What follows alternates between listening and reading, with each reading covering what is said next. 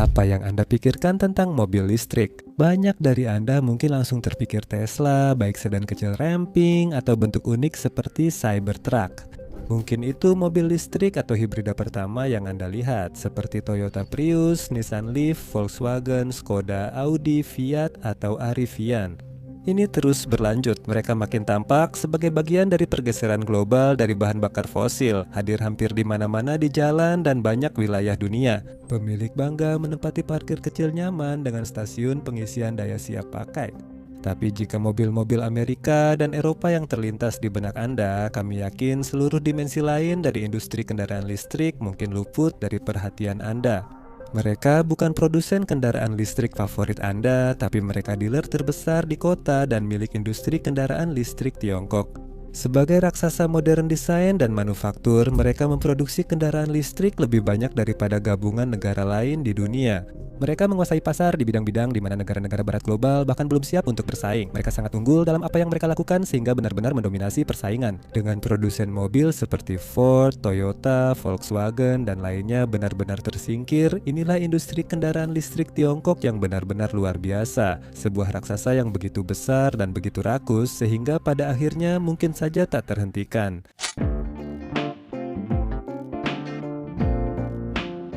Untuk sebuah negara yang benar-benar baru terjun ke mobil listrik di masa modern, gagasan tentang kendaraan listrik sebenarnya sudah lama menjadi bagian dari ambisi Tiongkok. Pada 60-an, perencana ekonomi Maois mulai membangun industri sepeda listrik. Gagasan ini pernah dicoba lagi pada 1980-an tanpa hasil, lalu berkembang pesat di awal abad ke-21.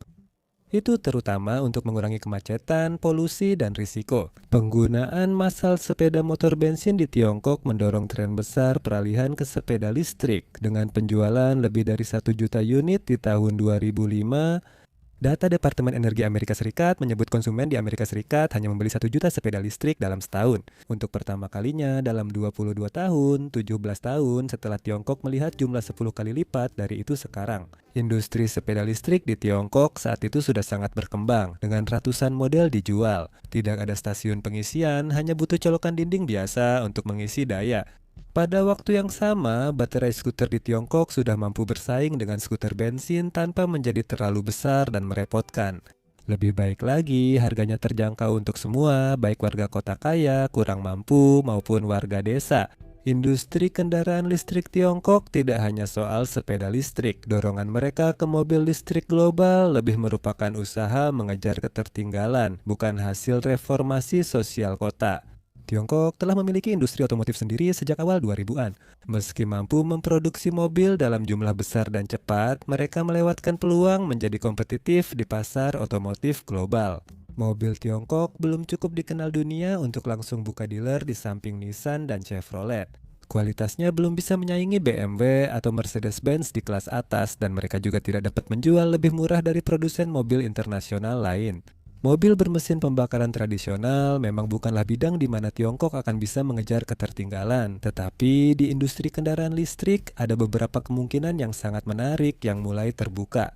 Keterlambatan Tiongkok di bidang ini justru menjadi keunggulan. Amerika Serikat dan Asia Timur telah melihat perusahaan seperti Chrysler, Ford, Toyota, dan Nissan berupaya keras memproduksi kendaraan listrik yang layak bagi konsumen. Isu ini sangat politis di Amerika Serikat sehingga minat pada kendaraan hibrida dan listrik hemat bahan bakar menurun tajam. Harga bensin rendah, ekonomi bagus, dan mobil listrik terbaik hanya menempuh kurang dari 100 mil.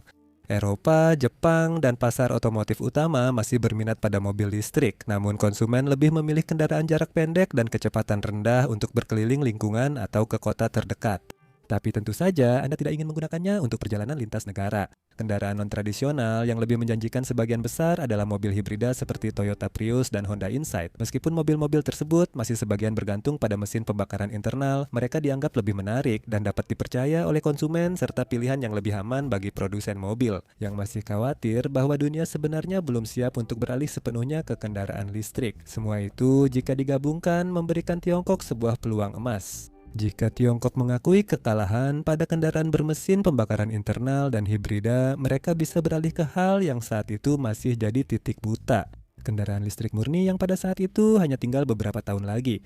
Tiongkok dapat memudahkan transisi ke kendaraan listrik di dalam negeri karena mampu memengaruhi permintaan pasar tidak seperti Amerika Serikat. Jika Tiongkok berinvestasi sejak awal di penelitian dan pengembangan serta memanfaatkan pertumbuhan ekonomi pesat, Tiongkok bisa memiliki kendaraan listrik yang lebih baik dan canggih dari Amerika Serikat, Jepang, atau Eropa. Tiongkok dapat mengurangi ketergantungan pada minyak internasional dan menurunkan polusi udara parah. Sejak 2001, Tiongkok telah mendanai teknologi untuk memproduksi kendaraan listrik massal, membangun dasar ledakan manufaktur saat teknologi utama tercapai.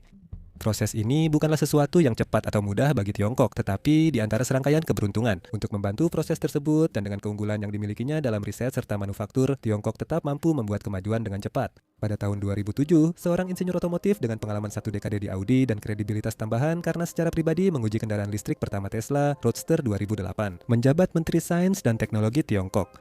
Dia dipuji atas keputusan menjadikan riset dan produksi kendaraan listrik prioritas utama di Tiongkok. Tiongkok memberi subsidi besar pada perusahaan kendaraan listrik agar bisa melewati masa sulit pengembangan dan penjualan serta mendorong calon pelanggan membeli produk mereka. Sebelum konsumen Tiongkok membeli kendaraan listrik, pemerintah memberikan kontrak pada produsen mobil untuk membuat kendaraan listrik bagi transportasi umum. Di kota-kota besar, pembebasan yang biasanya membuat sulit mendapatkan plat nomor diberikan kepada siapa saja yang bersedia membeli kendaraan listrik. Setiap kota menjalankan program percontohan sendiri untuk menyebarkan teknologi dengan cara yang dianggap paling sukses di tingkat lokal. Produsen mobil individu termasuk non-Tiongkok dapat memanfaatkan semua subsidi dan bantuan yang tersedia jika diinginkan. Tesla khususnya didekati secara agresif dan pendekatan tersebut berhasil. Tesla membuka gigafactory pertamanya di Shanghai pada tahun 19 setelah dibangun dalam waktu kurang dari 1 tahun, dan saat ini sekitar setengah dari seluruh mobil Tesla diproduksi di sana. Industri Tiongkok terpaksa meningkatkan diri hingga melampaui standar Tesla. Kini Tesla justru harus mengejar kecepatan produsen mobil listrik Tiongkok, bukan sebaliknya. Kemajuan teknologi pesat kini jadi bagian penting evolusi industri ini. Secara keseluruhan, Tiongkok telah memimpin dalam pengembangan baterai lithium ion fosfat yang merupakan pilihan yang lebih aman dan lebih murah. Dulu memang ada kekurangan nyata jika dibandingkan dengan baterai lithium nikel mangan kobalt yang selama ini diandalkan oleh sebagian besar dunia dalam pengembangan kendaraan listriknya. Kini, perusahaan baterai Tiongkok telah mengatasi hambatan teknologi itu. Tiongkok juga mendominasi kilang global untuk komponen baterai seperti kobalt, grafit, dan senyawa kompleks. Tiongkok telah mengotomatiskan lini produksi dan mendigitalisasi proses desain serta manufakturnya. Tiongkok juga unggul dalam fitur canggih seperti mengemudi otonom, kontrol suara, dan elemen lain yang meningkatkan pengalaman pengguna. Menyaingi yang terbaik yang ditawarkan oleh manufaktur mobil barat, bahkan jika dibandingkan dengan semua mobil barat, bukan hanya kendaraan listrik saja. Meskipun industri kendaraan listrik Tiongkok sangat mengesankan, kita juga perlu membahas hal-hal mendasar dan melihat lebih dekat baik kendaraan yang telah mendominasi industri kendaraan listrik Tiongkok maupun perusahaan-perusahaan yang juga mendominasi industri tersebut di kedua bidang itu. Banyak hal yang harus dibahas sehingga kami tidak bisa memberi gambaran lengkap dalam waktu singkat. Karena itu, kami akan membahas pemain utama dulu. BYD adalah produsen kendaraan terbesar di Tiongkok. Sebuah organisasi dengan nama yang ketika pertama kali didirikan sebenarnya tidak memiliki arti apa-apa, tetapi belakangan ini diadaptasi menjadi nama panjangnya, Build Your Dreams. Akhir dari 23, BYD menjadi produsen kendaraan listrik terlaris dunia, melampaui produsen lain. Tesla menjadi perusahaan pertama yang memproduksi 6 juta kendaraan listrik, serta meraih penghargaan sebagai produsen mobil paling berharga ketiga di dunia. BYD adalah salah satu perusahaan yang mengendalikan setiap langkah proses produksinya, mulai dari pembuatan baterai dan motor listrik hingga komponen-komponen yang membentuk bagian luar dan dalam kendaraan mereka, bahkan sampai ke chip komputer dan litium andalan baterai mereka. Beberapa tahun terakhir, BYD makin populer di Tiongkok dan meluncurkan merek mewah, off-road, serta merek khusus untuk pasar. Kendaraan mereka bersaing langsung dengan kendaraan listrik dan bermesin pembakaran tradisional Eropa, juga populer di Australia dan Brasil. BYD menawarkan berbagai mobil yang laris di pasaran, namun yang paling populer dengan selisih yang cukup besar adalah lini kendaraan listrik Kin Plus dan Song Plus. Keduanya merupakan adaptasi dari mobil bermesin pembakaran internal yang sudah ada, namun hal itu tidak menghentikan versi listrik mereka untuk mendapatkan perhatian besar. Chin Plus terbaru mampu menempuh hingga 100 km atau 373 mil, sedangkan Song Plus sedikit lebih jauh. The Dolphin, mobil hatchback, kini jadi mobil subkompak keluarga yang umum di Tiongkok. Dolphin dilengkapi infotainment modern dan menempuh jarak 140 km atau 211 mil. Baru-baru ini diperkenalkan di Eropa, Oseania, Brasil, Jepang, Afrika Selatan, dan Asia Tenggara. SUV Auto 3 dibuat dengan gaya interior yang dimaksudkan untuk menyerupai bagian dalam gym kebugaran. Mobil ini mampu menempuh hingga 130 km atau 267 mil pada model standar. Yang paling mengesankan dari BYD adalah Super Coupe Electric Vehicle berperforma tinggi, yang Wang Yu9. Diperkenalkan April 2023 dan dikembangkan oleh desainer Lamborghini dan Alfa Romeo Wolfgang Egger mulai diproduksi penuh Agustus 2024. Namun performanya benar-benar mengesankan. Menggunakan 4 motor listrik dengan total tenaga 100 tenaga kuda, Yu9 mampu melaju dari 0 hingga 60 dalam 2,36 detik. Tercatat melaju 309 km per jam atau 192 mil per jam. Mobil ini memiliki desain eksklusif BYD yang mengatur ulang torsi roda saat ban bocor di kecepatan tinggi serta solusi dari sistem ini. Termasuk juga fungsi lompatan vertikal singkat di mana keempat roda mobil menyusut lalu mobil dan pengemudi melayang sebentar di udara. Shanghai Automotive Industry Corporation Motor Corporation, sebelumnya Shanghai Automotive Industry Corporation, adalah produsen mobil milik negara terbesar dari 4 besar di Tiongkok. Shanghai Automotive Industry Corporation menempati peringkat ketiga dunia untuk perusahaan kendaraan listrik dan hibrida gabungan, serta kedua untuk produsen kendaraan listrik murni. Merek-merek yang dimiliki langsung serta usaha patungan, termasuk dengan Volkswagen dan General Motors. Shanghai Automotive Industry Corporation sangat sukses di berbagai model mobil, dan mereka terus berupaya keras untuk menembus pasar Eropa. Shanghai Automotive Industry Corporation meluncurkan model mobil baru dengan kecepatan yang mengagumkan, seringkali menyumbang proporsi yang sangat tinggi dari semua model kendaraan baru Tiongkok yang diluncurkan dalam 1 tahun tertentu. Salah satu mobil Shanghai Automotive Industry Corporation paling mengesankan adalah L dari IM Motors dengan jangkauan listrik hingga 115 km atau 382 mil. L7 memakai sistem berkendara cerdas untuk otonom penuh di jalan tol, semi-otonom di kota, bisa dipanggil sesuai perintah, dan parkir otomatis. Mobil ini memperkenalkan pengisian daya nirkabel, terobosan dari model pengisian kabel yang masih umum digunakan. LS6 SUV crossover mampu menempuh 100 km, 430 mil, dan akselerasi 0 hingga 60 dalam 3,5 detik. Shanghai Automotive Industry Corporation lewat MG Motor Inggris menawarkan MG4 Electric. Mobil dapat menempuh 100 km hanya setelah pengisian baterai 5 menit, meski awalnya kosong. Crossover SUV ZS dari anak perusahaan yang sama menjadi mobil listrik termurah di Australia dan kini jadi model terlaris Shanghai Automotive Industry Corporation. Cyber GTS Roadster listrik yang diproduksi di seluruh dunia mampu akselerasi 0 ke 60 dalam 3, detik. 2 detik dengan kecepatan maksimal 200 km per jam, 124 mil per jam, dan sistem hiburan berbasis Unreal Engine 4. Karena kenapa tidak? Anak perusahaan Shanghai Automotive Industry Corporation memproduksi Rising Auto F, mobil eksekutif dengan jarak tempuh lebih dari 660 km, dan Rising Auto R7, SUV crossover dengan jarak tempuh serupa. Maxis Mi 49 minivan listriknya mampu menempuh hingga 650 km, melebihi merek-merek besar. Ada juga pertanyaan tentang performa murni, di mana pada ujung tombak pasar mobil listrik, model-model tercepat dari Tiongkok mampu menyaingi performa mobil sport internasional papan atas. Disebutkan yang Wang Yu9 yang mampu mencapai kecepatan hingga 309 km per jam atau 192 mil per jam, tapi itu bahkan bukan mobil listrik tercepat yang ditawarkan Tiongkok. Rekor dipegang EP9 dengan kecepatan 314 km per jam atau 294 mil per jam, dengan sasis serat karbon, akselerasi 0 sampai 60 dalam 2,7 detik, serta sistem torque vectoring canggih yang mengatur tenaga tiap roda. Xiaomi Sumax, buatan produsen smartphone terbesar kedua dunia, dapat melaju hingga 165 km per jam. Hyper SSR ini memiliki kecepatan maksimum 155 mil per jam dan jangkauan hampir 800 km, meski unik kecepatannya dibatasi pada 155 mil per jam. Mobil ini punya 1.200 tenaga kuda pintu gunting dan jangkauan hingga 505 km. Namun ini masih meremehkan jangkauan industri kendaraan listrik Tiongkok. Setelah melewati kendaraan penumpang keluarga, dominasi internasional Tiongkok semakin jelas.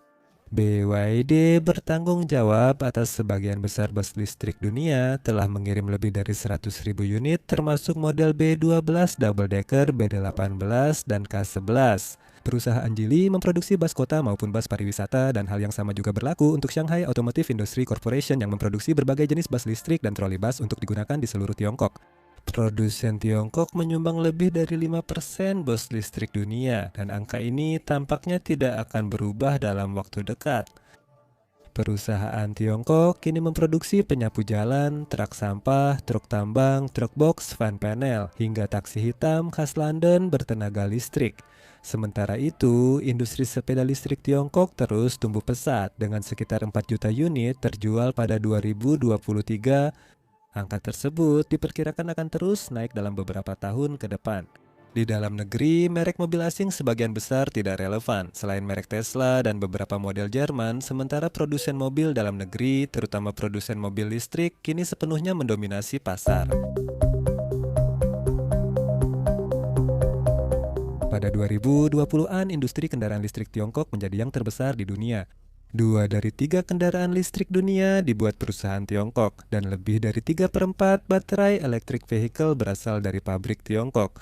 Dalam rentang waktu hanya 4 tahun, dari tahun 20 hingga 23, ekspor kendaraan listrik Tiongkok meningkat sebesar 800%.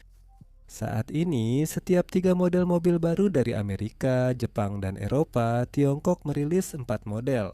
Di bidang riset, 65% publikasi tentang baterai listrik berasal dari Tiongkok, sedangkan Amerika Serikat kurang dari 12%.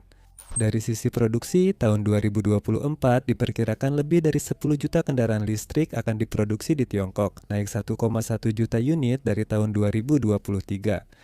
Bagi Tiongkok, industri ini luar biasa, menjadi pemimpin global di semua aspek dan siap mengubah industri otomotif dunia secara permanen. Namun, sangat penting untuk dipahami bahwa industri kendaraan listrik Tiongkok, meskipun kekuatannya luar biasa, masih sangat dalam tahap pengembangan.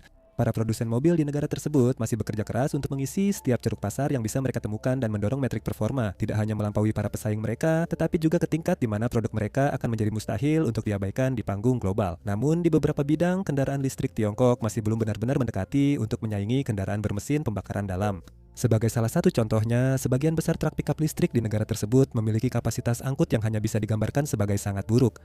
Sama seperti upaya untuk melihat industri kendaraan listrik Tiongkok 10 tahun lalu dan menyebutnya sebagai produk, jadi akan menjadi hal yang keliru. Hal yang sama juga berlaku sekarang. Sekarang, dalam beberapa hal, pendekatannya tampak hampir sesederhana melempar semua hal ke dinding dan melihat mana yang menempel. Namun, pendekatan Tiongkok didasari oleh matematika sederhana dari inovasi skala besar. Libatkan banyak perusahaan dengan tujuan beragam serta dukungan finansial dan industri besar. Kemajuan akan datang lebih cepat di tahun 2024. Penurunan produksi dan penjualan kendaraan listrik Tiongkok tidak bisa diabaikan. Penurunan ini dianggap sebagai tanda keunggulan kendaraan listrik Tiongkok mulai berakhir. Itu jelas terlalu dini. Industri kendaraan listrik Tiongkok belum sepenuhnya bergantung pada konsumen, tidak seperti di negara lain.